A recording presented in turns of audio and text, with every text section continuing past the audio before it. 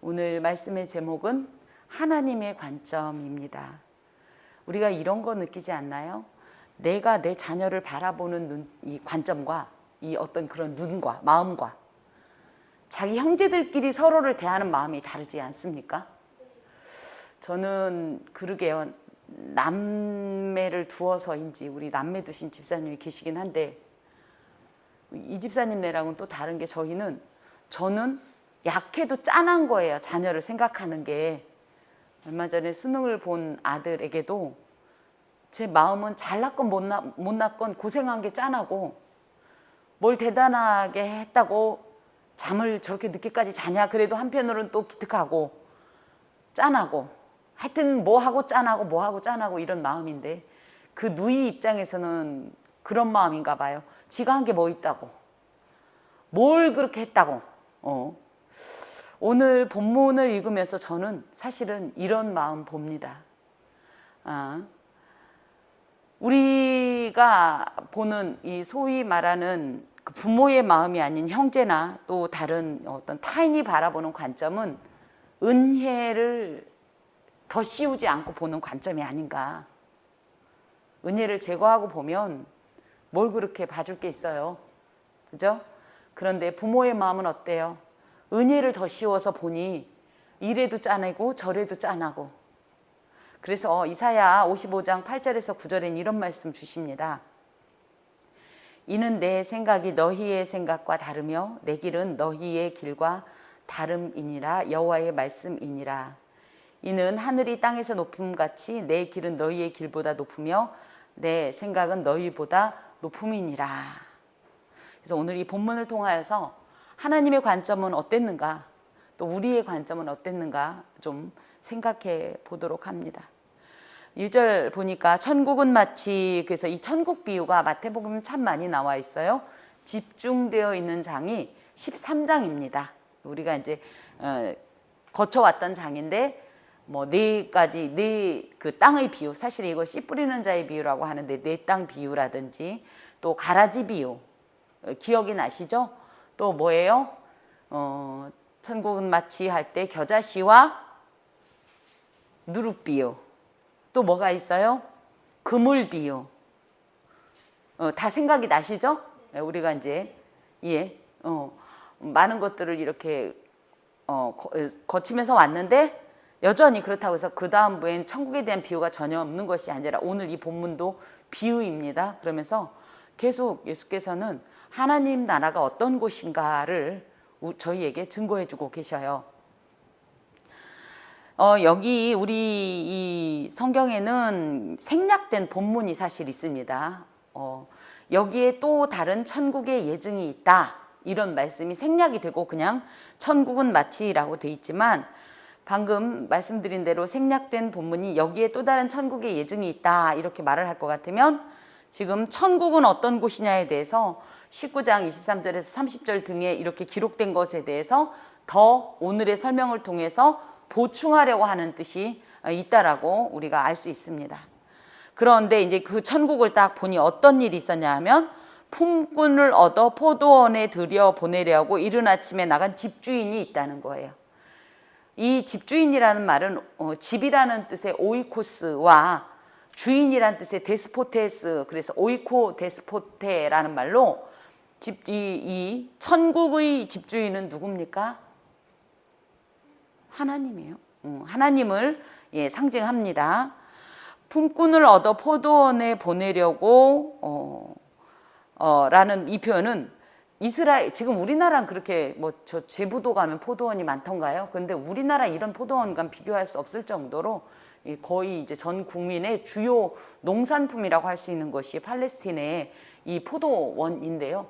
그곳에는 대개 9월경이면 포도 수확을 한다고 해요. 항상 추수기에는 많은 일꾼들이 필요하죠. 근데 또 이거를 어떻게 이해하냐면 예수님께서 지금 순환당하기 마이너스 한 6개월 전입니다. 예수님이 그 순환당하신 6월절을 우리나라 이 달력으로 보면 언제쯤이에요? 초봄이잖아요. 초봄. 그죠? 거기에서 마이너스 6개월 하면 언제예요? 9월경 되죠.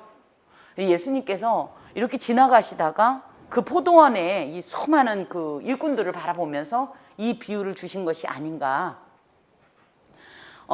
그렇게 많은 일꾼이 필요하기 때문에 이른 아침에 나갔어요.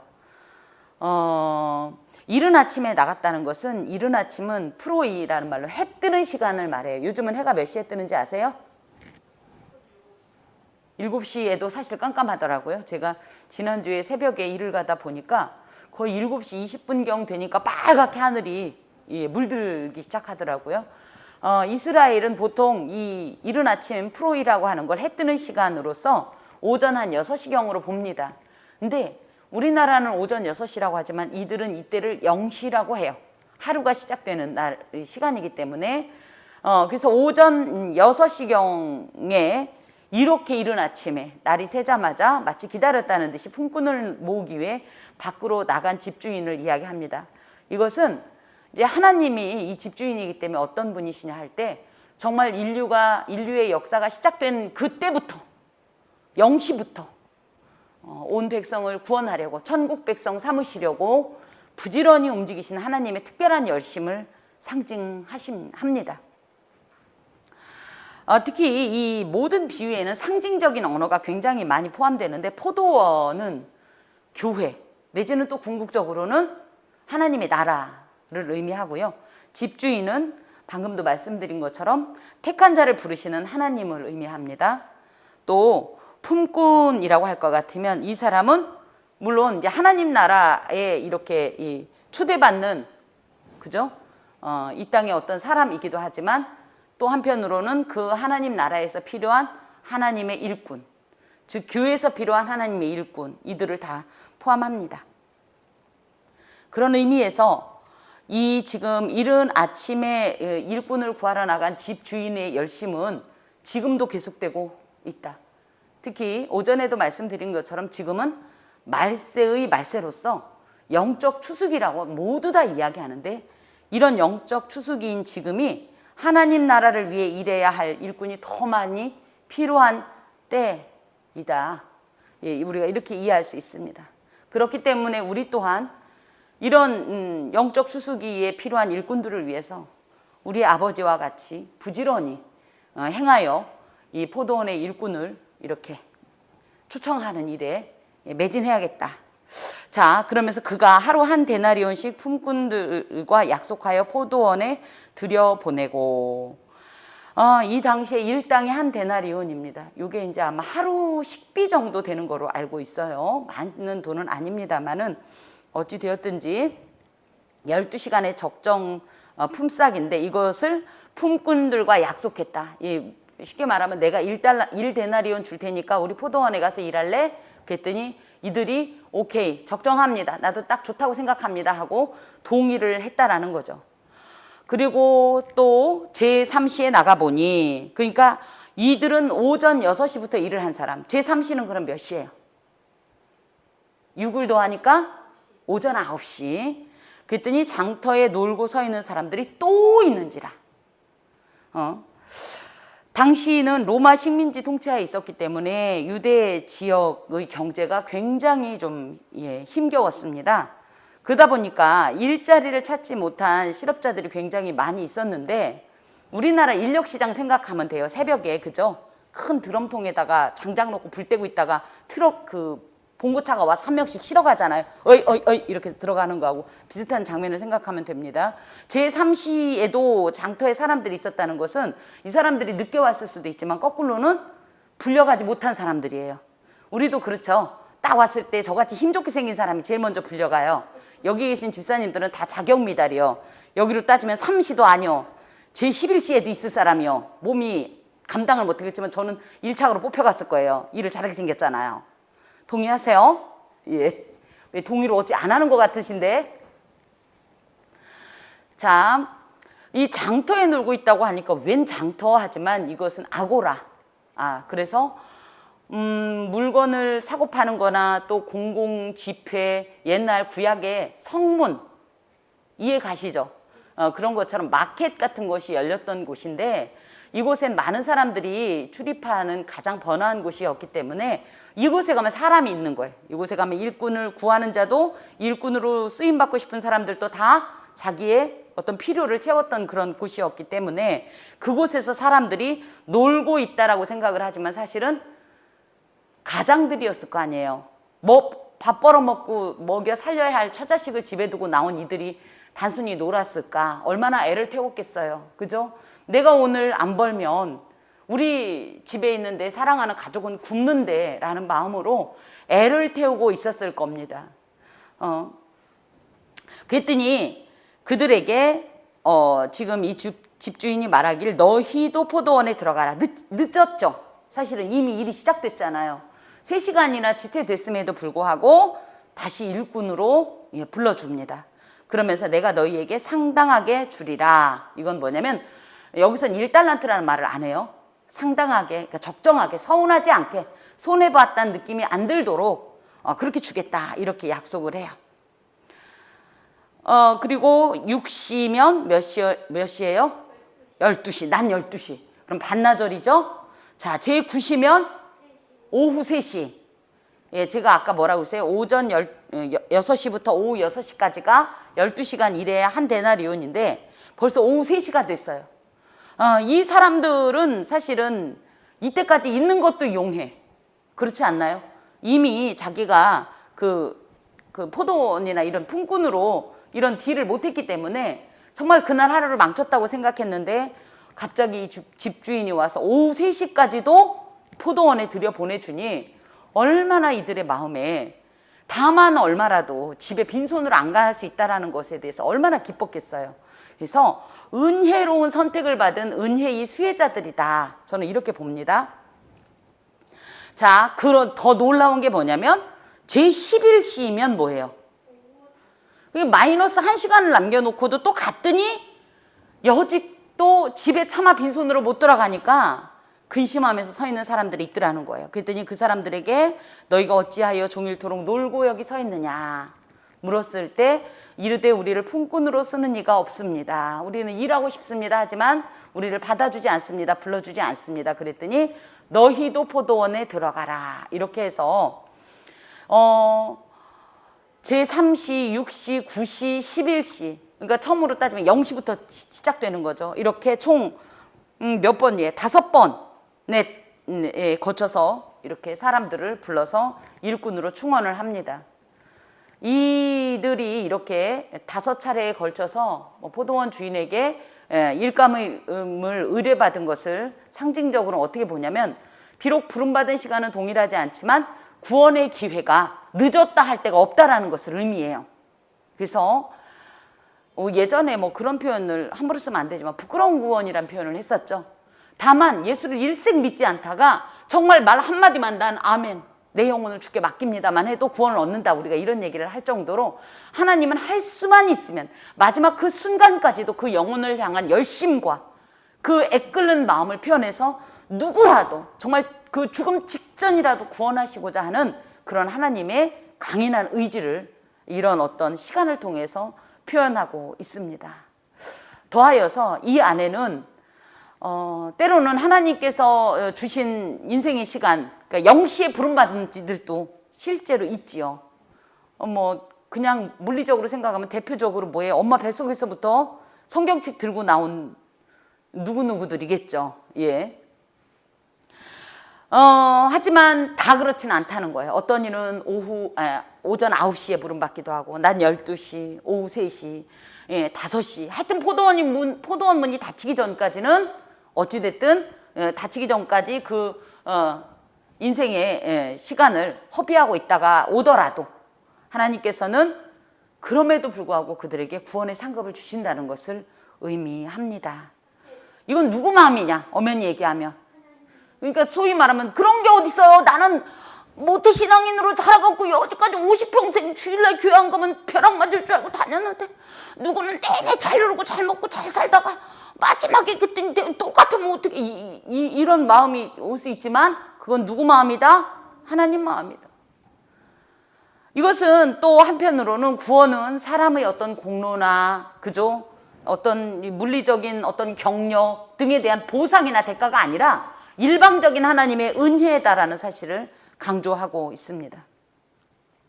생각해보면 일할 기회가 없어서 오후 5시가 될 동안 그 곳에서 떠나지 못하고 서성이고 있었던 이들에게 일자리가 주어졌다라는 것은 정말로 기대하지 못했던 너무나 큰 사건이고 정말 지극한 은혜라고 하겠습니다. 특히 오전만 해도 괜찮아요. 낮만 해도 괜찮아요. 반나절이라도 일해서 조금이라도 받을 수 있으니까. 그런데 오후 3시나 5시 정도 됐으면 정말 자포자기 상태인데도 불구하고 이런 부름을 받았다는 것은 정말로 형언할 수 없는 큰 기쁨이었을 겁니다.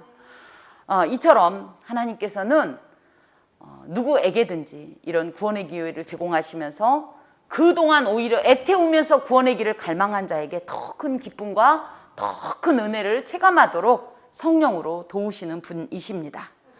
자, 그랬는데 이제 다 좋아서 여기까지 너무 아름다워요. 8절 봅시다. 저물었어요. 이제 드디어 품삯을 회개할 시간이 되었어요. 이 저물매는 또 무슨 뜻이냐면요. 고대 유대인들이 하루의 품삯을 받는 시간이에요. 왜 그랬냐면 이들은 하루 일한 것으로 그날 먹을 것을 해결해야 하는 가난한 자들이 많았기 때문에 꼭 그 저물면 품삯을 줬어요. 뭐 월로 안 줬다는 얘기예요. 주급도 아니고 1급을 줬다는 얘기예요. 한편 이 저물매라는 시간은 이런 의미이기도 합니다. 뭐예요? 구원의 문이 드디어 닫히고 하나님 앞에서 심판받는 종말의 시간을 의미합니다. 예. 그랬더니 포도원 주인이 청지기에게 이르되 품꾼들을 불러 나중 온 자들로부터 시작해서 먼저 온 자까지 삭을 주라 이렇게 집주인이 말씀하세요.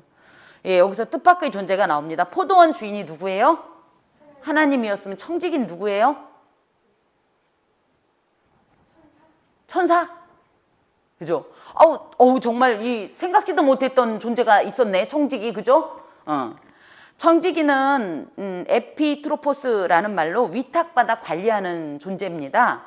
그런데 보통 이 포도원이 보통 우리가 아까 얘기한 대로 그렇게 그냥 영세적인 것이 아니라 굉장히 좀 대량적으로 이렇게 유지되었던 농원들이기 때문에 보통 집주인은 일 안 하죠. 청지기가 다 이렇게 하듯이 그렇게 청지기를 두고 포도원을 관리했는데 그런 의미에서 아까 상징적인 의미로 저물매, 종말이 때가 되매 포도원 주인인 하나님께서 누구를 통해 삭을 주게 했다라는 얘기는 심판을 행하게 했다. 내지는 상급을 주게 했다는 뜻이에요. 그걸 누가 하셨어요? 누가 하셔요? 예수께서. 그 청지기는 예수님을 상징합니다. 집주인이 청지기를 통해 품삯을 지불하듯이 성부께서는 성자를 통해 구원의 은총을 내리시고 때로는 예수님 자체가 하나의 이 기준이 돼서 그죠? 예수를 믿었으면 구원이요. 그죠? 심판을 면하는 영생이요. 예수를 믿지 않았으면 멸망이요. 심판이요. 이런 어떤 것들을 이 청지기로 상징되는 예수께서 행하신다는 의미도 함께 포함을 합니다. 그런데 이제 여기까지도 괜찮아요. 그랬더니 사람들이 어떻게 기대했겠어요? 야, 좋다.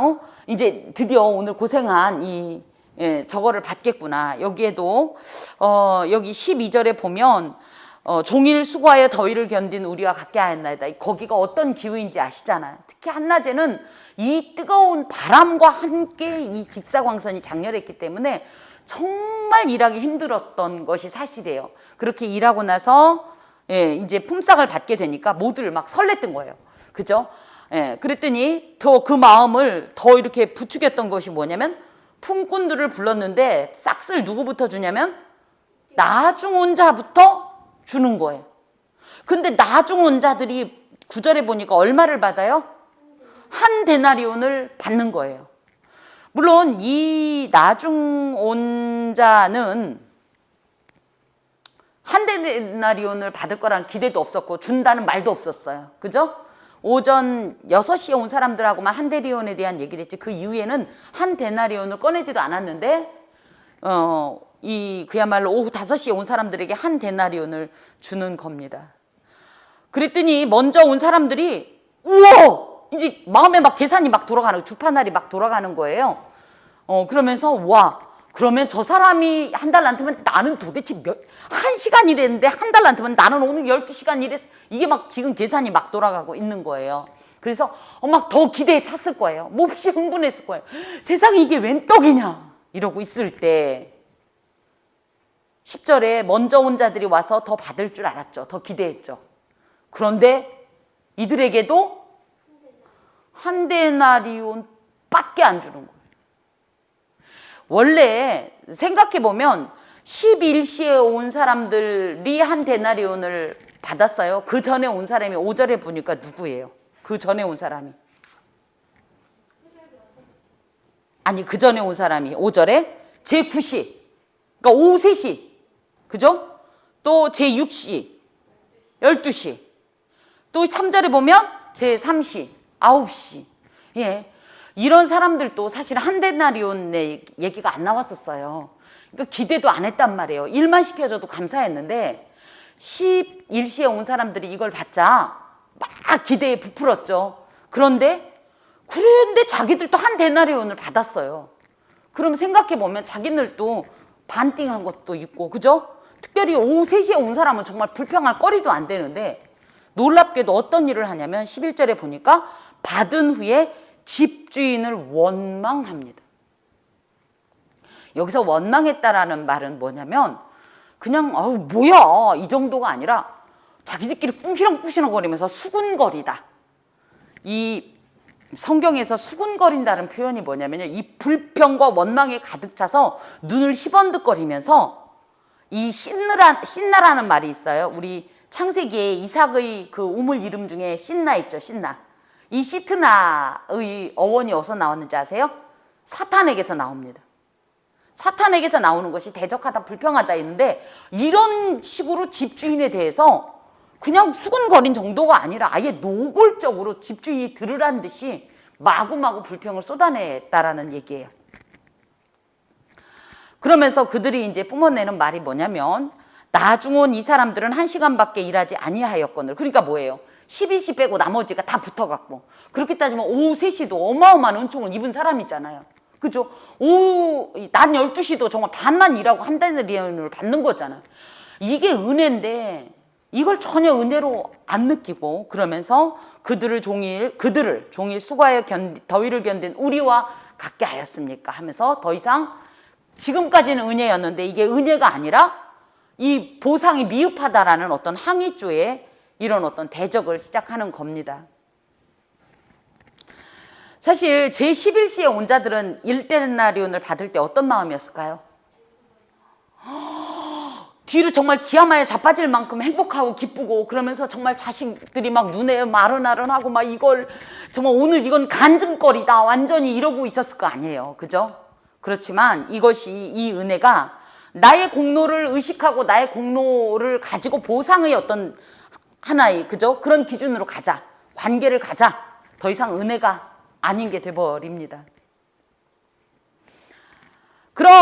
이런 내용들이 무엇을 의미하냐면 천국은요. 엄연히 얘기하면 우리가 행한 행위의 보상 내지는 대가 어떤 조건으로 가는 게 아니라 주인의 구원하고자 하는 이 주인의 절대적이고 고유한 어떤 주권이고 일방적인 은혜로 주어지는 거고요. 잘하지도 못했는데 덮어놓고 상 주는 것이 이 주인의 어떤 의지고 이것이 천국의 원리인데 사람들은 늘 나도 그 은혜를 받는 입장인데도 나보다 조금 누가 더 은혜를 받는 것 같으며 누가 나보다 조금 내가 생각한 것보다 안 받아야 될 사람이 받은 것 같으면 이렇게 시기 질투를 하는 것이 인간의 본성이라는 거예요. 생각해보면 이들의 원망이 합당한가? 자, 2절에 보니까 뭐라고 그랬어요? 이른 아침에 이 만난 그 일꾼에게 주인이 얼마 준다고 그랬어요? 한 데나리온 준다고 했는데 나중에 얼마나 받았어요? 한 데나리온 받았으니까 전혀 거기다 대고 심지어 2절에 보면 품꾼들과 약속하여 그렇게 서로 동의 절차 합의를 끝났다는 얘기예요.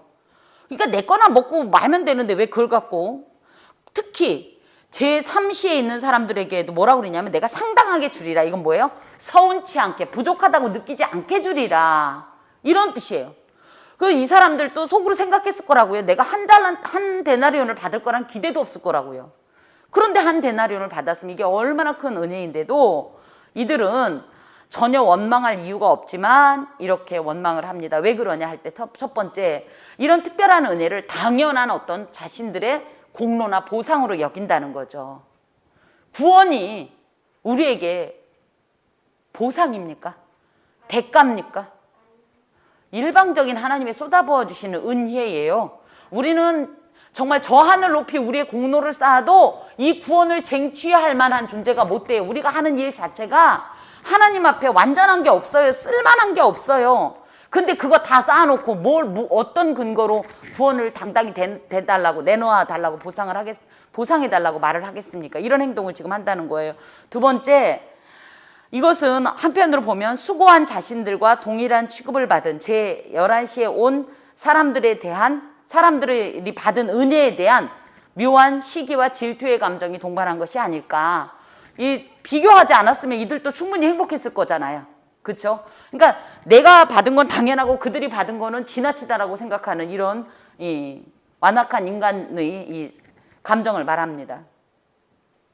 그럼 집주인은 왜 1시간만 일한 이 사람들에게 이렇게 한 데나리온을 줬을까요? 돈이 많아서?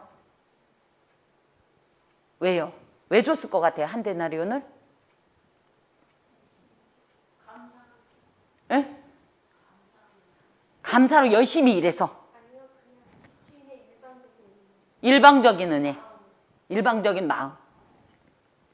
아까도 제가 여러 번 언급했습니다마는 이 사람들이 이 한 집안의 가장으로서 지금 뭐예요? 뭔가 돈을 마련해서 가야 먹고 살잖아요, 그 가족이. 그쵸? 근데 그 오후 5시 해가 뉘엿뉘엿 이제 넘어가기 시작하는 그 순간까지 일을 찾지 못하는 심정은 어땠을까요? 애가 탔죠. 아까 제가 오전에 대제사장의 특징 중에 어떤 분이셨냐면 자비롭고 동정심이 많다고 그랬어요. 동정심이 우리를 늘 불쌍하게 여기신다고 그랬어요. 제가 아까 말씀드렸던 대로 짠하게 여기신다는 그 하나님의 그 가슴으로 볼 때 얼마나 그 시간을 채우느라 그 시간을 보내면서 이 사람들이 차라리 더위에 시달리더라도 아침부터 차라리 일한 게 낫지, 정말 불러주는 사람 없이 그렇다고 빈손으로 돌아갈 수 없는 이 마음을 집주인은 헤아렸다고 저는 생각합니다. 그런데 그것에 대해서 다른 이들이 이렇게 그런 어떤 인애를 이해하지 못하고 불평하는 모습입니다.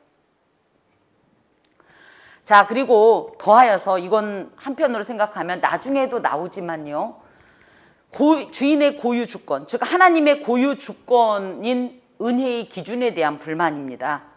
우리로 따지면 이런 거예요. 예수 믿은 지 얼마 안 된 사람이 와가지고 막 성령 받더니 교회를 다 뒤집어 놓을 정도로 막 열정을 부리고 그러면 먼저 있던 사람들이 어떤 눈으로 보는 줄 아세요? 안 그래 보셨죠? 저는 그래 봐서 알아요.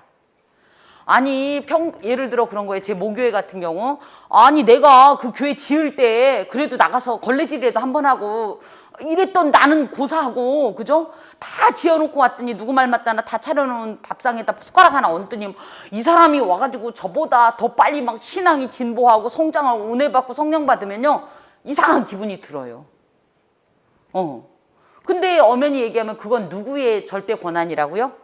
하나님의 절대 권한인데 그거에 대한 묘한 심리가 있다고요. 지금 그걸 다 표현하고 있습니다. 그랬더니 주인이 13절에 보니까 그 중에 한 사람에게 대답하여 이르되 친구여, 내가 네게 잘못한 것이 없다. 내가 무엇을 잘못했느냐? 여기서 그 한 사람에게 이 주인이 부른 이 호칭이 뭐예요? 친구요.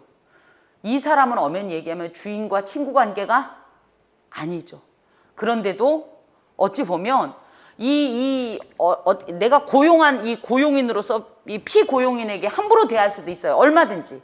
그런데도 불구하고 지극히 인격적으로 이 대해주는 어떤 이런 하나님의 이 인격적인 속성을 이런 곳에서 보여줍니다. 사실 주인의 행동이 인간적으로 보면 형평에 맞지 않을 수도 있어요. 그쵸? 1시간 일한 사람하고 어떻게 12시간 하고 똑같아요. 하지만 사실은 얼마든지 그것에 대한 정확한 이 설명이 되는 것이 애초에 약속을 그렇게 했다고요. 자, 그러면서 난 너에게 잘못한 게 없다. 내가 나와 한 데나리온의 약속을 하지 않았느냐. 아마 이 사람은 이 친구여라고 얘기했던 사람이 맨 먼저 온 사람이었나 봐요. 제일 열받은 사람이기도 하죠. 제일 흥분했겠죠. 그렇죠? 그러면서 내 것이나 가지고 가라. 나중 온 이 사람에게 너와 같이 주는 것이 내 뜻이다. 그러면서 내 것이나 가지고 가라. 고린도후서 12장에 보면 내 은혜가 네게 족하다. 이런 말씀이 있어요. 다른 내 손에 있는 무엇을 보고 다른 이의 손에 있는 무엇을 보고 시기하지 말고 내게 있는 이 은혜로 족해라. 충분하다. 너에게 약속한 건 충분히 지불됐다. 이런 말씀입니다. 특별히 하나님의 뜻은 뭐냐 하면 하나님은 이 집주인은 누구에게나 동일하게 처우하는 것이 원래 주인의 뜻이었던 거예요. 애초부터. 그러니까 12일시에도 불러온 거예요. 그리고 그것은 주인이 무척 좋아하는 일이었다라는 거예요. 그런데 15절에 내 것을 가지고 내 뜻대로 할 것이 아니냐. 생각해보면 내 뜻대로 한 게 잘못이냐? 뭐가 잘못이 있느냐? 지금 그러면서 내가 선함으로 내가 악하게 보느냐. 즉 내가 지금 한 행동이 악한 행동이냐? 아니지 않는가. 그렇게 정말 오후 5시가 되도록 일거리를 찾지 못해서 애태우는 사람을 안타깝게 여겨서 내가 그를 포도원으로 초청을 했고 일을 시켰고 그래서 한 데나리온을 준 것이 결코 악한 행동이 아님에도 불구하고 이 선한 행동을 왜 네 눈으로 악하다고 얘기하느냐. 지금 이런 말씀입니다. 이와 같이 나중된 자로서 먼저 되고 먼저 된 자로서 나중되리라. 그러면서 천국의 구원 문제나 상급은 오직 하나님의 기준과 판단 또 은혜로운 뜻에 의해 결정되며 이것이 세속적인 판단을 집어넣으면 그때부터 이런 일이 생긴다. 이게 사실은 누구에게 하시는 말씀이에요, 예수님이? 예. 이 19장 23절에서 30절에 보면 특히 30절에 같은 말씀이 나왔잖아요. 뭐가 나왔어요? 19장 30절에 무슨 바리새인들? 유대인들? 23절 볼게요. 23절. 19장 23절. 뭐라고 돼 있어요? 제자들에게. 예. 그죠? 제자들이 뭐라고 했냐면 청년이 재물이 많아가지고 지난주에 그랬죠. 재물이 많아서 근심하면서 돈 아까워서 그냥 가니까 그러니까 예수님께서 뭐라고 그랬어요? 야, 부자가 천국 들어가기 얼마나 힘든지 알아? 마치 낙타가 바늘로 들어가는 것보다 더 힘들어. 이런 얘기를 하니까 제자들이 충격 먹었다고 그랬잖아요. 부자면 하나님 앞에 복 받은 건데 하나님 앞에 복 받은 사람이 천국 못 가면 누가 가는 거야? 그러면서 멘붕이 왔을 때 예수님께서 말씀하시기를 이제 이 말씀을 주신 거예요. 이 천국은 사실 하나님의 이 고유 권한으로 너희들이 이 땅에서 볼 때는 버림받은 것 같고 그저 실패한 것 같을지 모르지만 이것이 사실은 하나님 앞에서 예비된 상급이다. 이런 말씀을 하시면서 다만 그런 상급을 받는다고 희희낙낙하지 마라. 왜냐하면 먼저 된 자가 나중될 수가 있기 때문이다. 이런 말씀을 하시면서 이것을 설명하기 위해서 한 번 더 이 비유를 사용하신 것이 오늘의 내용입니다. 그렇기 때문에 사실은 이 제자들 그렇게 따지면 우리들이 구원을 하나의 은혜로 보지 않고 하나의 상급이나 하나님 앞에 보상의 대가로 본다고 하면 100% 넘어진다는 거예요. 그러면서 또 한 가지는 야, 우리가 이미 이루었다 하면서 희희낙낙하고 자만하여서 게으르고 하나님 앞에 아우 내가 예수 원투데이 믿어 이러가면서 타성에 젖어서 그저 흘러가는 대로 그냥 대충 이렇게 지내면 이런 자들과 이제 나중돼서 예수를 이제 믿기 시작한 사람들이 열정을 가지고 하나님을 섬기는 것들은 분명한 하나님 앞에서 차등이 있다는 얘기입니다. 제자들이 이런 위험에 빠질 수 있으니 조심하란 말씀을 하시는 거예요. 왜? 11시에 불리움 받은 자들이라 할지라도 하나님은 오히려 이들에게 더 큰 은혜를 내려주실 수 있다는 얘기를 하면서 조심하라는 말씀을 하고 계십니다. 하나 더는 우리가 이 공동체 안에서 바라보는 일들이 있어요. 아까도 말씀드린 것처럼 초신자였는데 갑자기 믿음이 막 일취월장하고 막 진보해서 하나님 앞에 마구마구 복을 받으면 예수 믿은 지 오래된 우리들은 그걸 보고 기뻐하기만 합니까? 누구 말대로 아직 세상에서 아주 인간 같지도 않게 살다가 갑자기 예수 믿더니 이 사람이 새 사람 돼가지고 예수를 앞에서 그렇게 뜨겁게 신앙을 하고 온전하게 살자. 하나님이 마구마구 복을 주시면 우리가 그걸 보고 어우 기쁘다, 구주 오셨네, 나도 저래야지라는 마음이 들까요? 여러분은 괜찮을 것 같아요? 그런 것 좀 봤으면 좋겠다. 와, 예, 귀합니다. 그런 거 볼 겁니다. 걱정하지 마세요. 예. 그럴 때 대부분의 사람들은 마치 누가복음에 잃어버린 아들이 그 동생이 돌아왔을 때의 맏아들과 같은 눈으로 바라보는 이런 가능성이 크다라는 거죠. 그럴 때 우리가 잘 기억해야 될 것은 하나님은 오히려 그 늦게 온 자가 그간에 겪었던 그 구원에 대한 길을 몰라서 오지 못했던 이 애타는 갈망 등을 생각하여서 더 은혜를 베풀 터인데, 이걸 보고 오히려 먼저 된 자 우리가 넘어지거나 하나님 앞에 원망하고 대적하여 시험을 당하면 오히려 이것이 더 하나님 앞에서 생각하면 좀 불충한 거고 불완전한 것이니 어떻게 해라. 우리도 끊임없이 일신 우일신 신앙이 새롭고 또 새로워지고 늘 개혁하여서 이 은혜가 은혜로 보일 수 있도록, 내가 예수 믿은 경력으로 해서 하나님 앞에 구원이 대가성이 아니라 은혜가 될 수 있도록 우리 마음의 껍질들을 늘 제거하라라는 이런 의미를 가지고 있습니다. 더하여서 하나님은 아까도 말씀드린 것처럼 우리를 향해서, 주님의 이 구원받는 백성을 향해서 뻔한 어떤 보상의 관점이나 그죠? 객관적인 관점으로 보지 않고 사실은 은혜의 관점으로 본다고요. 그러다 보니까 오히려 우리가 볼 때는 저 사람은 저렇게 당해도 하는데도 복을 주시는 경우가 많다고요. 불쌍해서.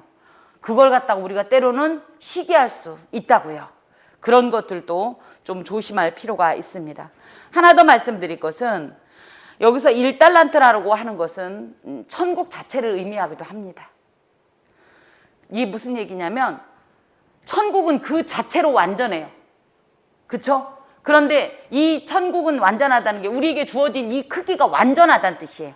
그런데도 우리는 이 완전한 천국을 부여받고 이 은혜를 받았음에도 무언가 더 받으려고 하는 것이 너무 크지 않은가. 그래서 그러다 보니까 이미 천국을 하나님 앞에서 이렇게 약속받았음에도 불구하고 이것이 적다 하여서 저것도 주시오 한 다음에 안 주니까 불평하지는 않는가, 이런 생각도 좀 해보아야 하겠습니다. 어찌됐든 하나님의 이 구원의 관점을 우리가 잘 이해해야 될 것이 은혜의 관점이다. 그렇기 때문에 헛되이 누군가를 시기하거나 질투할 필요도 없고, 하나 더는 그렇다고 해서 먼저 된 우리가 가만히 있으면 태만하여지고 마음이 강팍하여져서 오히려 무감각하여지고 감동이 없어져서 손실이 큽니다. 그렇기 때문에 늘 우리의 묵은 땅을 기경하고 경작하여서 하나님의 은혜를 늘 흡수하고 그때그때마다 이 은혜에 감동하며 화답하는 삶이 되어야 하겠습니다. 기도합니다. 주님 감사합니다. 우리는 죽었다 깨나도 하나님이 어떤 생각하는지, 왜 그렇게 하셨는지 이해할 수 없습니다. 하지만 하나님께서 모든 것을 은혜로 주셨다 하니 나도 그 은혜를 무엇보다도 가장 크게 받은 자이오니 늘 감사하게 하여 주옵소서. 더하여 두려운 말씀이 먼저 된 자로서 나중될 확률에 대한 말씀이십니다. 물론 우리가 꼭 먼저 되었다고 해서 무언가 높다라든가 갖추어졌다라는 것은 아니지만, 어찌되었든지 하나님 앞에서 먼저 된 자와 같이 태만하고 안일하고 또 무감각하여져서 주님의 은혜를 은혜로 여기지 못하는 어리석음과 비극에 빠지지 않도록 주여 우리의 마음을 늘 주장하여 주옵소서. 한 주간도 또 앞으로도 천국을 약속하시고 그 천국을 우리에게 부여하신 그 하나님의 은혜를 생각하면서 이미 받은 이 큰 은혜에 기쁨으로 찬송하며 화답하는 삶 살게 하여 주옵소서. 예수 그리스도의 이름으로 기도하오며, 주 예수 그리스도의 은혜와 하나님의 사랑과 성령의 교통하심이 은총을 입은 함께하는 교회의 모든 권속과 그 삶에 영원히 함께하옵시기를 간절히 축원하옵나이다.